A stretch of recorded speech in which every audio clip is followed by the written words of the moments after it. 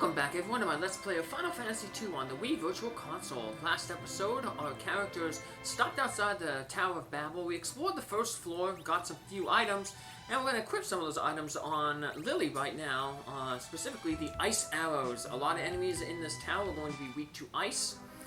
And one of the good things is we are going to get new weapons for Rupes and Jarvis that deal ice damage. We get a new piece of equipment there for Yang. There's a headgear for him. Just checking out the stats. It gives the strength modifier just like the headband, but not enough to give him another attack multiplier. So he's just gonna stay at the same power. But you know, his claws are very effective. Like I said, you just want to make sure he has one ice claw. And then another good claw to have is the charm claw. That's what I have right now. Because this enemy right here, the alert, sometimes he can summon these stone men, and they're a giant type enemy, and they have a weakness to, because they're giant, they have a weakness to the charm claw, so Yang can help take it out. Also helps he has the ice claws there, so really this guy has really good magic defense, so magic doesn't do too much damage to him. But like physical attacks do. That's why you see Yang did so much damage, and even Lily did so much damage with the ice arrows. And we get the Blizzard Spear for Jarvis, and that's going to, besides boost his attack power by a whopping 22, it's going to allow all his attacks now to have an ice element to them. So we'll be able to cut through a lot of these enemies really easily. So, as you can see, that's why there was no reason for us to buy that Flame Spear back in the Dwarf Castle, because, as you can see, compare Rupes to Jarvis. Jarvis is one-shotting these enemies, where Rupes isn't because he has the Fire Sword. So he's not doing any extra damage. He's not exploiting an elemental weakness. Lily's doing more damage to the ice arrows than Rupes is with his fire sword. That's because all these enemies are fire enemies, and they're, you know, not immune to fire, but they're strong against it. But we don't have to go too far. All you have to do is go into this next room, and we can get the Ice Brand sword, which is Rupes' equivalent to the Jarvis' Blizzard Spear. These alerts can summon different monsters. You guys see to wait who the monsters summon. So this is the worst monster, the Chimera. The Chimera has no elemental weaknesses, has really high defense, so Jarvis, Rupes, Yang aren't going to do a real lot of damage to it. The best way to take care of them is to just have Georgie cast the Virus spell. It's non-elemental, they have no elemental weaknesses. I said previously the Virus spell basically has a short casting time, so you get that out really quick. It's important to try to get rid of those guys really quick because they have that Blaze ability, like the Flame Dog has, that does a lot of damage the more hit points it has. Sad thing right now, it's really bad right now, because Yang here, he doesn't have any protection from elements. And Rupes and Jarvis both have fire equipment on there, which increases the amount of damage they take from fire. But just as we got ice weapons, we're about to get some ice armor, and so one Rupes will get the ice shield, and Jarvis will get the ice armor, and then that way they'll have protection from both fire and ice.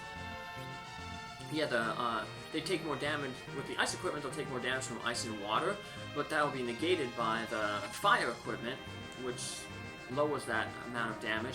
And then conversely, they'll take more damage from fire because of their fire equipment, but it'll be canceled out by the ice. So, yeah, resistances to an element takes precedence over weakness to an element. So. It says, oh wait, he's strong against ice and he's weak against ice too. Well, strong takes precedence, so all we need then is lightning resistance, and but you get that through diamond equipment, which won't be available for a few towns. So, yeah, don't make the mistake of putting the same elemental equipment on the same person, because it doesn't double up, you know. Like I said, when I did the Final Fantasy 1, when I had the two ninja parties, Chip and Nichols, one had flame armor and an ice shield, the other had a flame shield and ice armor. So you stagger the elements to get as much protection as possible. We got a little bit of save point here. We'll make a quick save here. But we still got quite a bit more of the tower to explore. We're not going to explore all of the tower. We're going to get right before the boss. Actually, I'm going to show off the boss, because the boss is a interesting boss. It's kind of like Kalka and Brenna, in the sense that it's a two-part boss, but depending on how you deal with the two parts, can determine how like the boss battle plays out. So basically, it's a mad scientist and his robot. If you defeat the robot first, then the mad scientist takes control of the robot, and then it's a timed battle, and if you don't defeat him in time, then he just self-destructs, does a lot of damage to you. If you defeat the doctor first, then the robot basically needs oil, needs maintenance, and then it'll blow up, because it lacks maintenance. And, then the best way to do it, to get experience from both of them, is to defeat them both at the same time. So that's the way I will proceed when I actually move forward in the game. But I want to show off just those other two things so you can kind of like see all the different options that can happen in the game. So, as I said, this video gets, we climb the tower pretty quick, even though it's pretty big. Mainly because most of the enemies here are just the same enemies we encountered on the outside. A lot of those black lizards, the tortoises. So, not a whole lot of new enemies until we get to the upper floors. The final 3 floors start getting new type of enemies. And they include those stonemen that these alerts can summon. And you just see Rupes now has that ice shield, so he took so little damage compared to Jarvis and Yang. But now Jarvis is about to get the ice armor, so he'll be protected as well from the fire. So like I said, Jarvis and Rupes have resistance to ice and fire. Really, you're going to have to hear everybody out, so we're going to reuse that tent earlier to refill all her MP. We're going to get another save point before the boss, so they're nice about this. They give you multiple save points in this dungeon. Because like I said, it's pretty long, but like I said, we make our way through it quick because I cut out all these battles that are just repeats of enemies we already saw. So, until we get to a few more floors later that we'll get new enemies.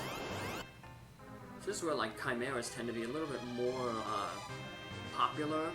They seem to increase in number here. I get quite a few random encounters with chimeras and with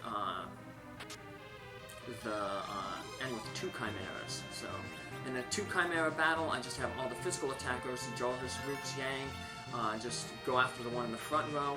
And because magic isn't affected by rows, I just have Georgie cast the virus spell on the one in the back row,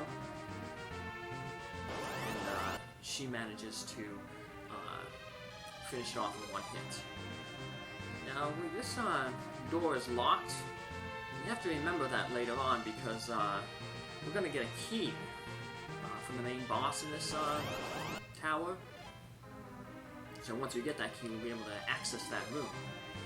So yeah, we gotta go all the way up the tower, and then we gotta go back down the tower. So that might be another reason why they put like multiple save points in this area. So there's a treasure chest down there. We can't access it right now. There's going to be a different way to access that much in the future.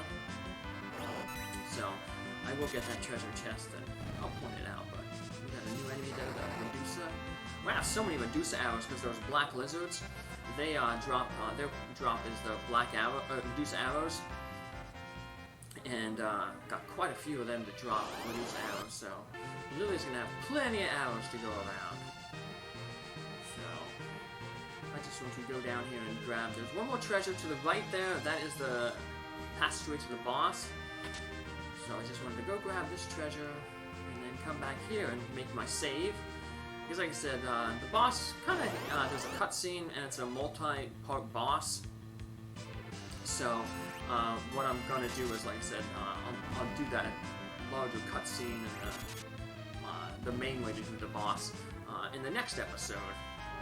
And I'll finish off this episode by just showing off the other ways to fight the boss and stuff that can happen when you defeat part 1 or part 2. So heal up with a tent, because like I said, we got the boss battle coming up. And then we'll make a save. And then this is, like I said, where we'll start in our next episode. But I'm going to do a cut to fighting the boss, so that you can see those little ways to do it. So there's different ways to do it. So here we are with, like I said, the boss, the first part of the boss. There's actually another part that happens after this. But for the first part, it's the doctor, the mad scientist in the background, and his creature, Balnab.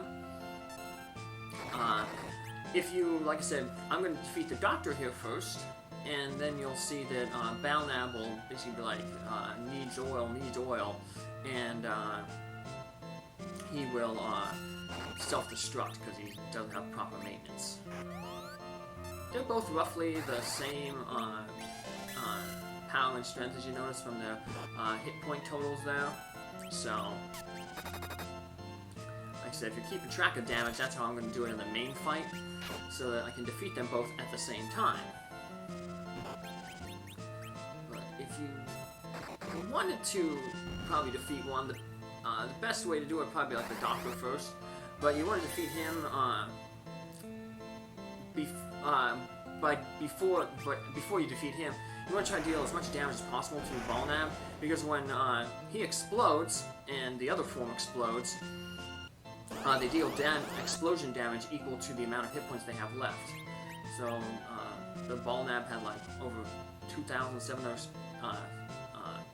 hit points left. So this is one-shotted Yang there. But now I'll show off what happens if you defeat Balnab first.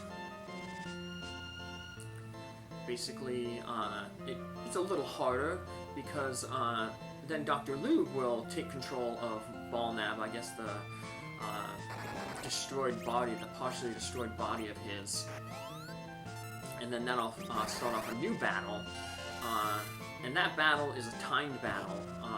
It only lasts a few rounds because eventually the Balnab, the body that he's built, that he's piloting, is going to explode. So we'll see that here. So just let the doctor stand out for a little bit. Oh my dear. I will operate him directly now. And they kind of just like merge together. See the doctor's riding him. This is where you want to deal as much damage as possible, because like I said, after a few turns, he will just self-destruct, and the self-destruct does the amount of damage equal to the hit points that he has left over. So, just try to do a lot of damage here, because he does a lot of damage. As you can see, he hits really, really hard. That's why I said it's probably not advisable to see this form. But yeah, he sees a button, pushes it, and explodes.